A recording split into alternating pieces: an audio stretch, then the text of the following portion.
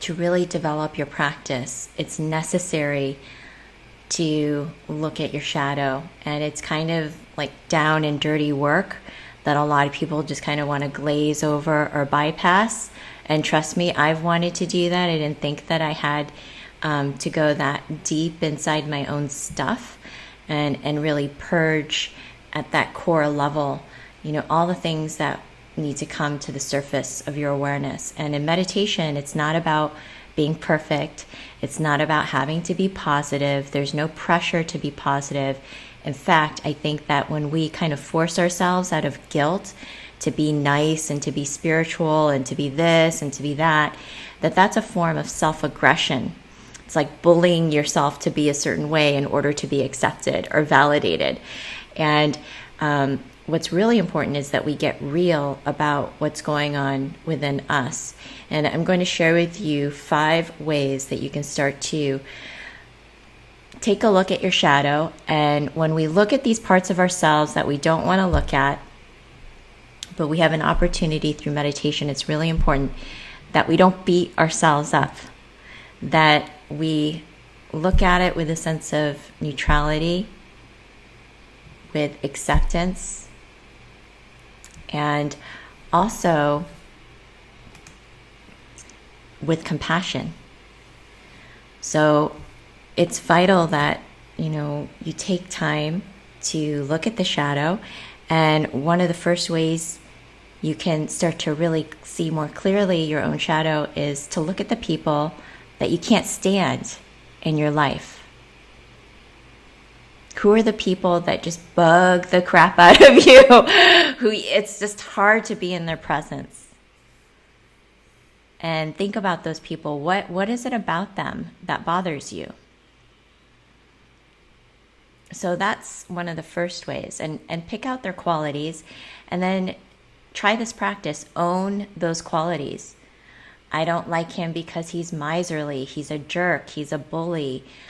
She's a princess. She's high maintenance. She's nasty. And take those qualities and start to own them and say, I'm nasty. I'm high maintenance. I'm a princess. And just notice what that feels like just to own it and see if you have any of those aspects yourself. As much as we try to deny that we have those qualities of the people that we absolutely can't stand, just see what it's like to just gently own them. It doesn't mean that you are that, but just see, do I have any of those qualities at all? And if I do I reject those qualities of myself? Do I disown those qualities? And what would it take for me to start to be neutral around it? What would it really take? Secondly, notice when you have judgment. When are you judgmental towards yourself and your self-talk? How do you put yourself down? How do you berate yourself in your mind? That's a really good way. And to notice where that voice is coming from. So that's the shadow that's rearing its big, bad, ugly head and, telling you some toxic, poisonous stuff. And then notice when you feel judgmental about other people. So stop yourself in those moments when you're having judgmental thoughts about other people and be aware of what those thoughts are and what it is that you don't like, what it is that you resist or reject or hate. So that's always an aspect of our shadow self, and to begin to meditate on why that is. Why do you have judgment? Judgment's one of the most toxic, I would say, life-draining things that we can circulate in our minds.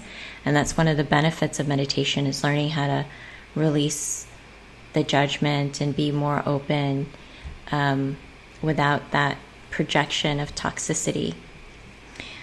And thirdly, notice when you have really negative, intense emotions.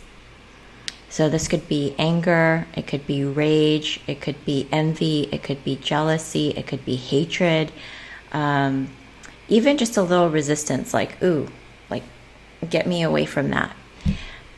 Anything that feels negative or where you get tensed up about it and unrelaxed, that's always a really good opportunity to look at the shadow that's basically like knocking on your door saying, look at this, like pay attention to this, because we like to think that what's negative happens outside of us. We like to point the finger and say, that person's causing me pain, that person's causing me suffering, I want them out of my life, I want them out of my face. And so we're kind of like pointing outwards, but really there's something inside us that's also getting deeply triggered.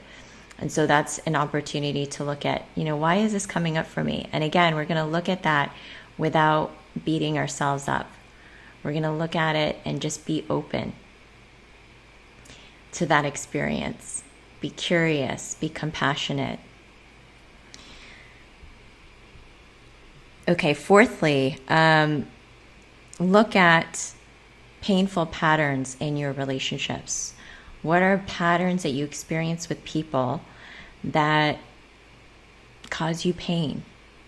So this can be anything from, maybe it's feeling dismissed or not fully seen or fully heard. Maybe it's being ghosted. Maybe it's always feeling like you're powerless. What are some of those relationship dynamics that bring up suffering for you? Because that, again, is also aspects of our shadow that we might not have fully brought to awareness. For example, maybe we're empathic and we always attract narcissistic people. And so they're kind of taking and taking and taking, and we're giving and giving and giving, and they don't give anything back in return. So that's an opportunity for us to look at ourselves and see, like, from which wound are we giving? Why do we feel the need to give like that without reciprocity? So that's an example of a painful pattern in a relationship, some kind of dynamic that's happening that keeps showing up that doesn't really lead you to a higher baseline of health or happiness. And then lastly, look at anything related to what I call the hungry ghost. When you have hungry ghost energy, where you're kind of grasping for extra energy, whether it's through addiction, attachment, obsession, anything where there's kind of this very gripping, like craving, and it can never be fulfilled type of feeling. So that's also an aspect of the shadow where it's like you want some kind of fulfillment, some kind of being, sated, like filled, but you can't quite get it. And any addictions, we can be addicted to people, we can be addicted to activities, we can be addicted to food, drugs, whatever it is. And sometimes we might even be in a little bit of denial about it. We might think, oh, I'm not addicted, I just really like chocolate. And I need to have it every day or I get really angry. So it's like being really real about what are you attached to that when you don't have it, you get upset. So that is also the shadow. And we're always looking at like what's underneath our motivation, what's driving us. And this will catapult you into a whole new level in your practice when you start to be willing to look at your shadow self with a sense of love and acceptance and even amusement. Like, okay, there I go again, and again, we don't have to beat ourselves up, but taking a chance to look at that in meditation, we have a chance to look at all of these underlying subtle things that come up that cause us limitation, cause us painful patterns, cause us not to really grow or step into our potential. So take time to look at your shadow, and I hope you found this helpful in understanding the shadow a little bit more.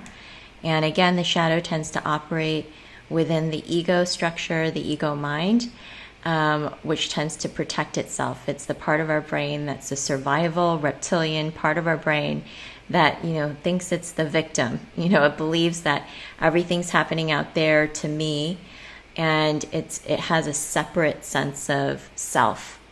And when we learn how to meditate, we learn how to open our sense of awareness and our sense of self. And we are able to understand the deep interconnectedness of life and how everything that happens within life is also a reflection of what's happening within us. And so meditation is that chance to expand our consciousness and expand our sense of who we are, more than just the little me, but who am I in relationship to the whole. And when we take time to really look at ourselves with love, how much that opens our whole sense of possibility, our own sense of well-being, feeling free, able to express yourself.